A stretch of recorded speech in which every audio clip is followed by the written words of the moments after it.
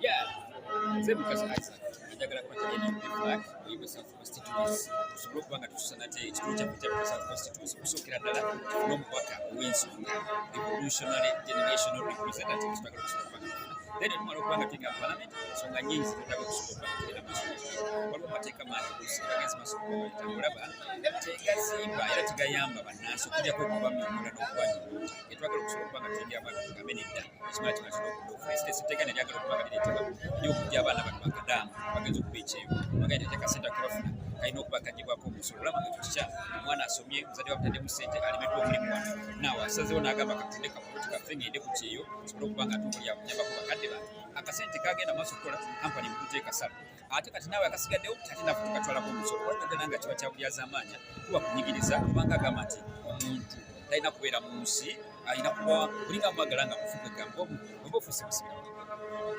Power! People power! People power! Our power! Our power! People power! People power! Our power! Our power! People power!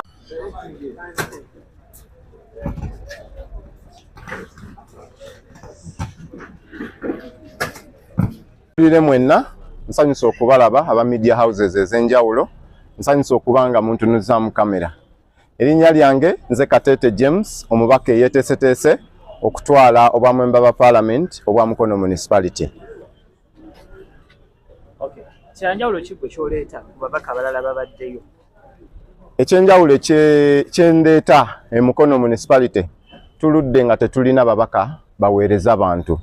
Tulina ababaka abakiise abatuula mu parliament naye obuweereza mu bantu tebaliimu.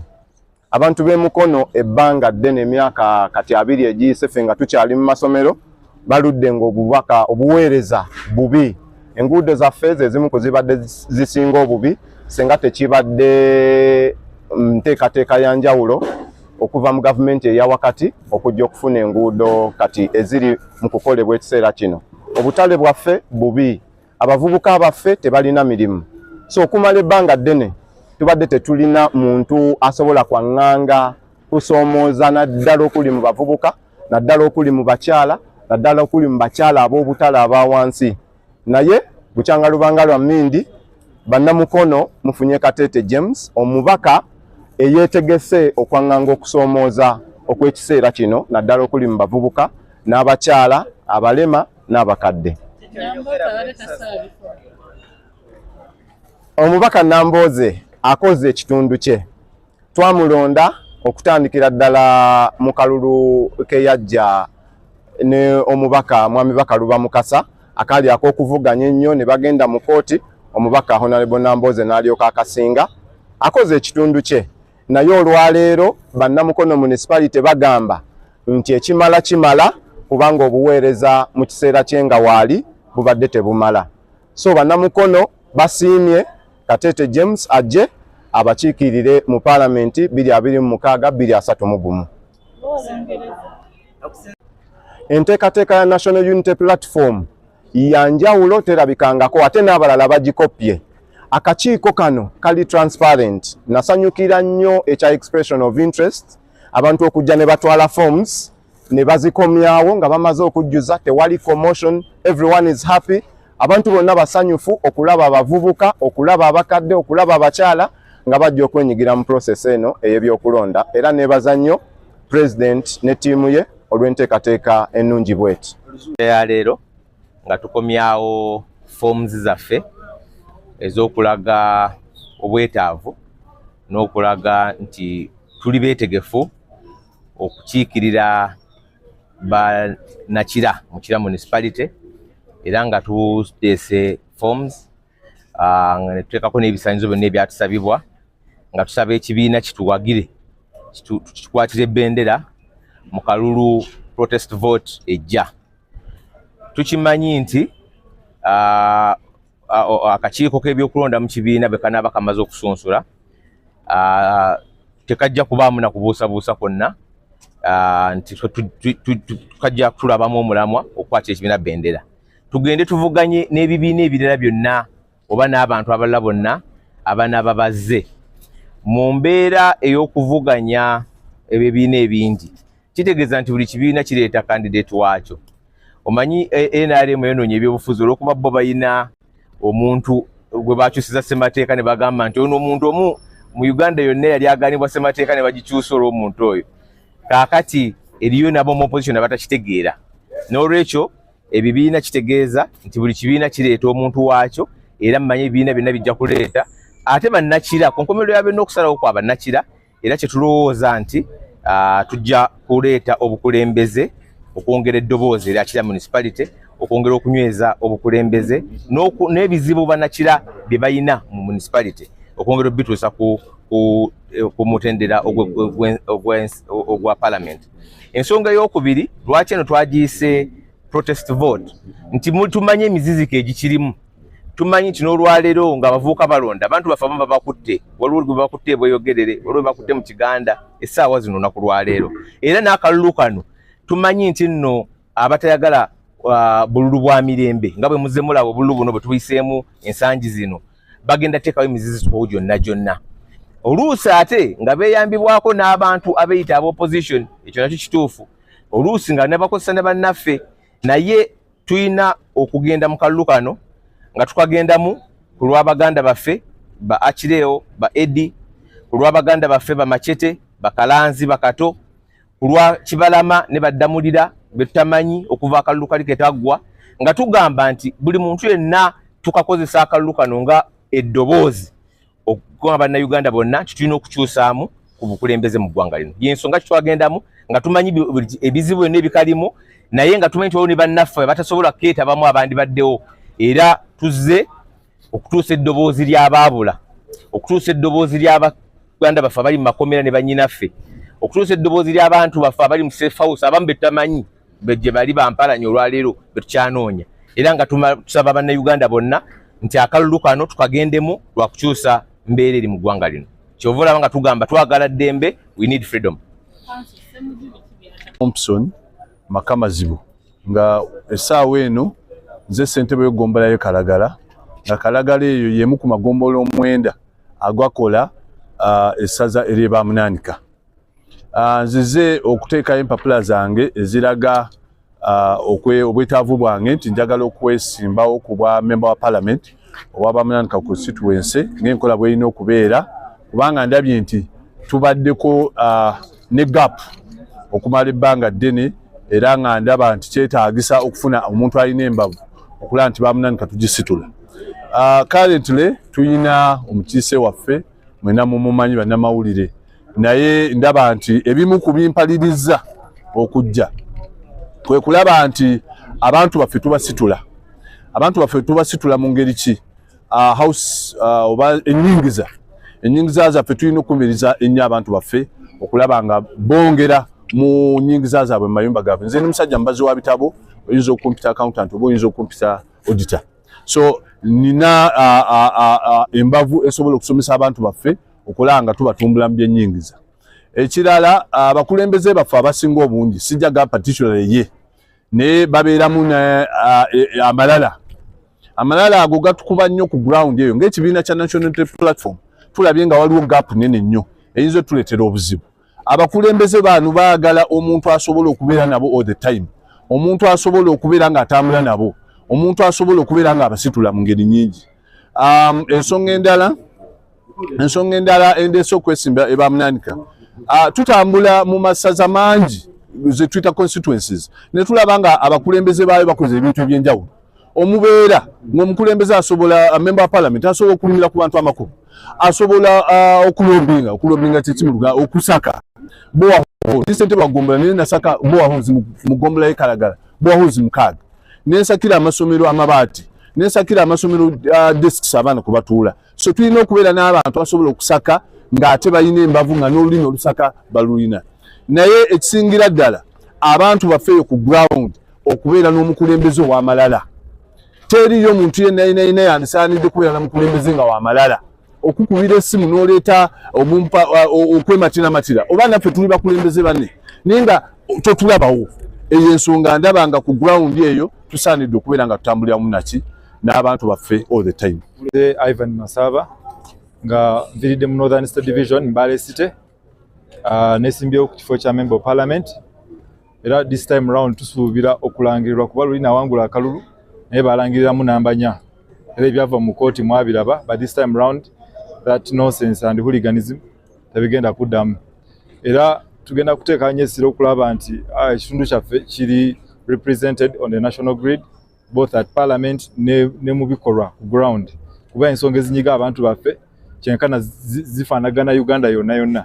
Era mukimanyi eggwanga lyaffe liri mu buwambe nakyemalira buli kimu yakitwala, tewali bwenkanya kutandika ddala ku makooti mu byenfuna ne legislation tewali kigenda mu maaso ekitegereka. So a force egenda okwongera ku force eziriwo already kulaba nti tuleeta enkyukakyuka. Naye of course our biggest cause right now kwe kulaba nti tutuusa obukulembeze ku toopu, kuba awe wava obuzibu kulaba nti General Museveni tumujjako entebe y'Abannayuganda, kuba mukimanyi bulungi he is a masquerader in the presidential office nga bwe tulina masquerader mu kifo kya member of parliament mu Northern Division. Era bonna abali abanesimbyeko zibasanze era zibasangidde ddala, because this is not going to be business as usual. Timu zonna tuzikoze ze twataminga nti egaali, so anytime tugenda kubeera nga tukola kakuyege ak'okuleeta enkyukakyuka gye tusaanidde nga Abannayuganda. Thank you very much. Ensonga bwe tubeera mu kalulu ebibiina ebingi teri bantu agamba nti ono ye mu kifo kino bwe tulonze okujjako nga tuli mu nkiko lwakiko mbeera omukulu wa Kasolya yatakubibwako kalulu yatavuganyizibwa. Omuntu yenna bw'afuna akalulu contract eba ya myaka 5, bannakira be basalawo ono ani emyaka gino 5 tunoonya kalulu ka 2 mukago genda mu maaso, era essaawa eno teri gwe baali bakawadde.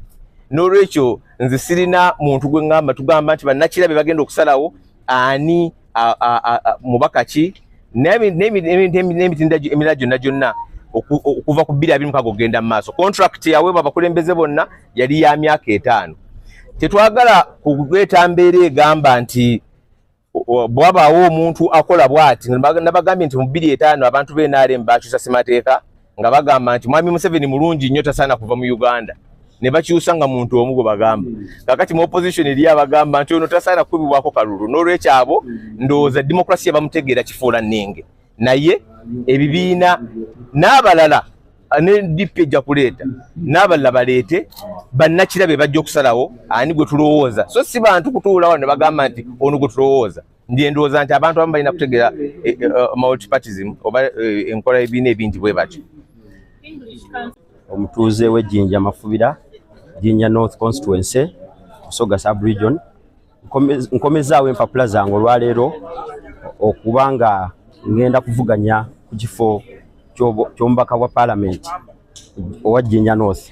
Era nga lwe lunaku lwenza olwaleero ate Uganda ey'abavubuka, Uganda empya, Uganda gye tusuubira okuba nga buli muntu agyenyumirizaamu lwetandise olunaku olwaleero. It is the first step of the Uganda everyone would wish to live in. So lwe lunaku olwaleero lwa history okuba nti naffe ngaffe abantu be balaba nga tetusobola, tetuyinza, tekisobokera ddala. So lwe tulaze era nkunga abantu bonna batuyungeko.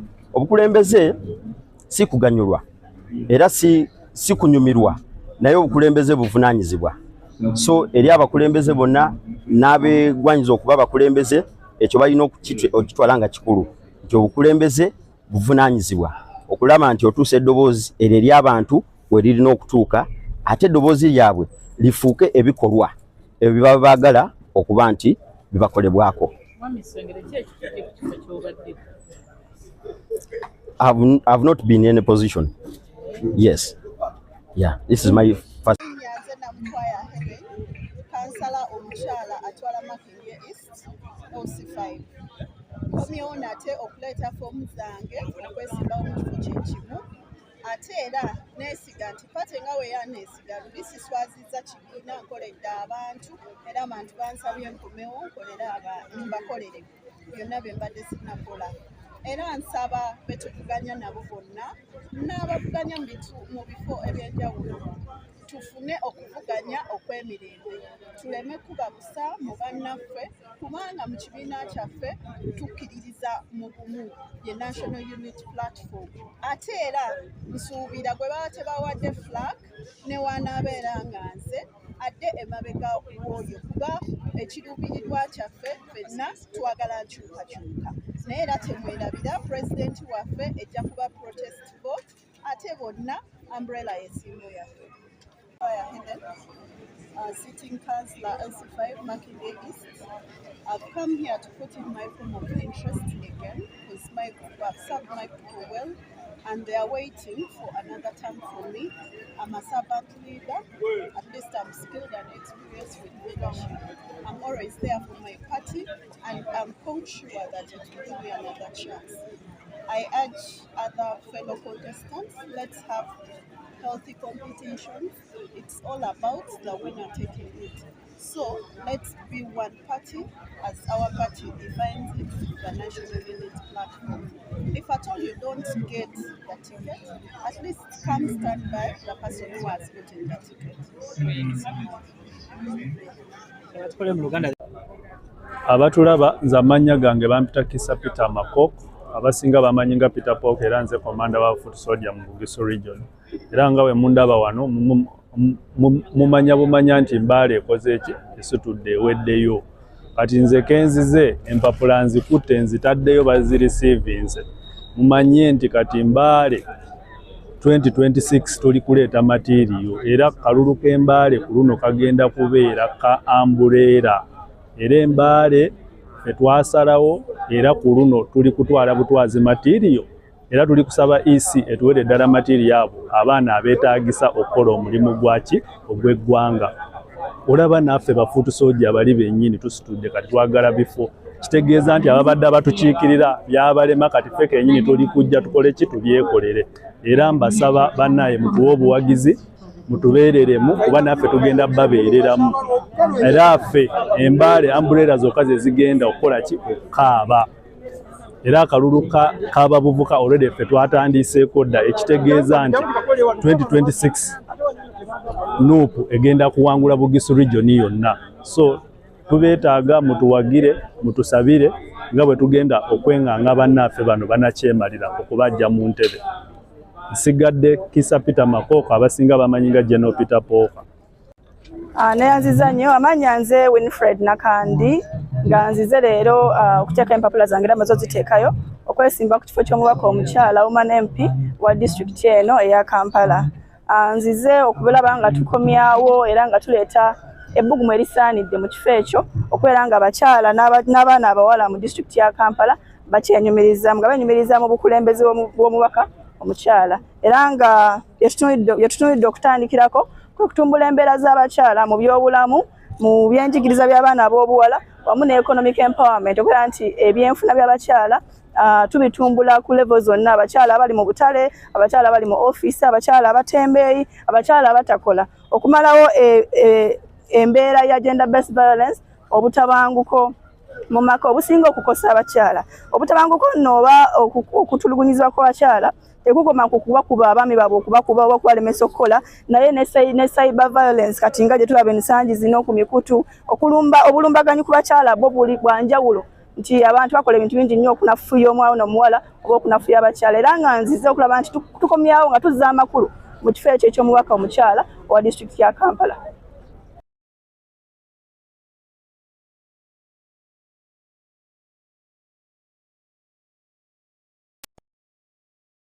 Power, people power, NUP, everywhere, NUP.